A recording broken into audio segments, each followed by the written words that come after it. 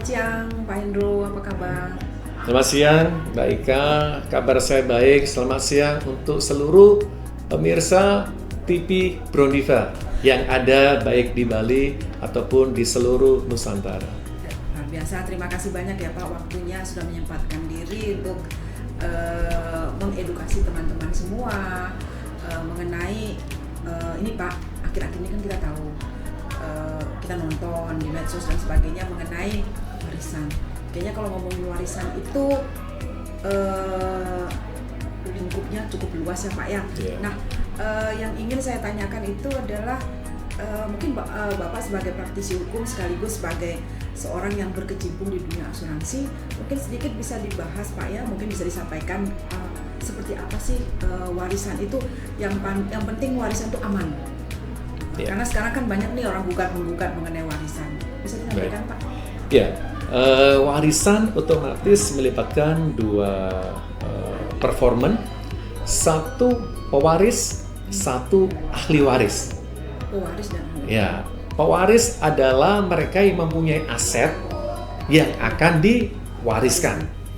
Sedangkan ahli waris, mereka yang punya hak untuk mewarisi aset tersebut. Nah, dan di dalam warisan dikembalikan kepada posisinya dia itu mau memakai secara nasional atau civil law, secara sipil, secara hukum adat, atau secara muslim. Di Indonesia ada 3. Itu loh. Kemudian kalau civil law tidak dibedakan, semua anak sama. Kalau adat tergantung adat yang mana. Karena kita tinggal di Bali, kalau memakai adat Bali, maka yang berhak mendapat warisan itu adalah anak laki. Ya, karena ada tanggung jawab. Sedangkan anak perempuan dia kawin keluar, maka dia tidak dapat warisan. Dan kalau hukum muslim ada sendiri, yang laki dapat 2 bagian daripada yang wanita. Tergantung nanti seperti apa.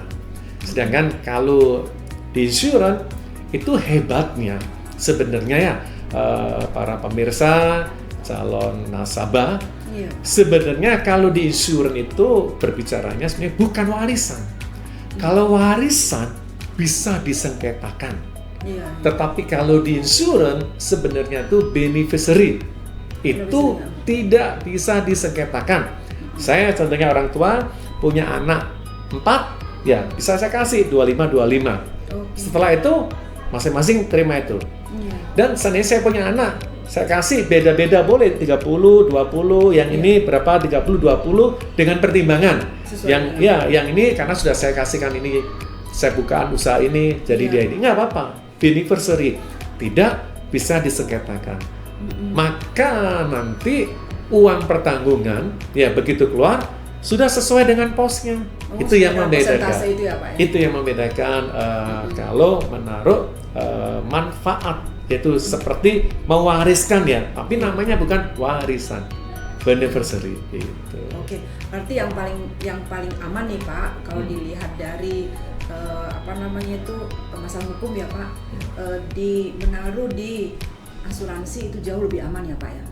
Sangat aman dan sangat baik karena menghindari konflik. Betul. Karena konflik ini kan cukup memicu menjadi banyak hal ya Pak ya. Betul. Oke Pak, tadi kan kita sudah bahas tuh mengenai masalah warisan dilihat dari contoh tadi dari masalah sipil, kemudian dari masalah agama, kemudian dari adat. Nah, kemudian warisan atau beneficiary yang kita dapat di asuransi. Nah, kalau pembagian itu diimplementasikan nanti ke depannya seperti apa kira-kira Pak? Makanya untuk masyarakat ya, terutama calon nasabah ya.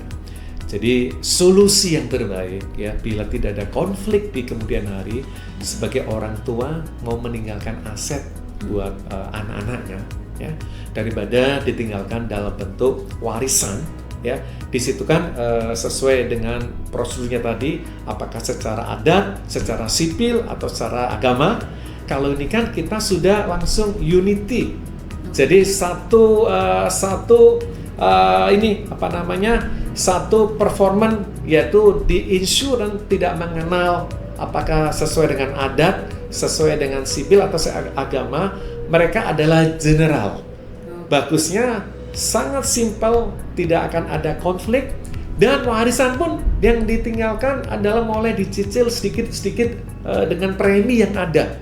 Seandainya UP-nya besar, dengan ambil yang whole life, dengan premi yang terjangkau, tidak memaksimalkan, dan itu kan ada nilai yang akan ditinggalkan kan cukup besar, yaitu adalah beneficiary. Mungkin orang awam yang tidak mengerti di dunia asuransi taunya kan warisan. Ini yang hebatnya, beneficiary ini tidak bisa disengketakan. Semua sudah jelas diatur di dalam kontrak perjanjian antara nasabah dengan perusahaan melalui agent atau melalui divisi yang lain. Kontraknya itu adalah disebut polis. Di situ diisi seluruh perjanjian hak dan kewajiban para pihak. Yang hebatnya, ini adalah solusi yang terbaik mewariskan atau memberikan aset kepada generasi yang akan datang dengan cara yang simple, dimulai dengan premi yang murah, yang terjangkau, tetapi aset yang ditinggalkan luar biasa dan tanpa ada konflik. Asuransi, ya, itu adalah uang kecil untuk membeli uang besar. Dengannya adanya asuransi, itu mempersiapkan generasi yang akan datang lebih bagus. Ya, terlebih kita tidak tahu perjalanan ke depan, tetapi kita sudah bisa memplanningkan, yaitu aset-aset yang kita miliki untuk generasi yang akan datang dengan cara yang simpel, ada kepastian hukum, ya, dengan biaya yang tidak mahal, dan semua itu terkontrol sesuai dengan budgeting, tetapi kepastian hukumnya itu jelas. Terima kasih. Luar biasa, terima kasih Bapak Ibu sekalian. Kalau ada yang mau tanya-tanya mengenai warisan lagi, silakan menghubungi agensi Brodiva Agency atau life planner yang sudah Bapak Ibu tahu ya. Terima kasih banyak dan selamat siang.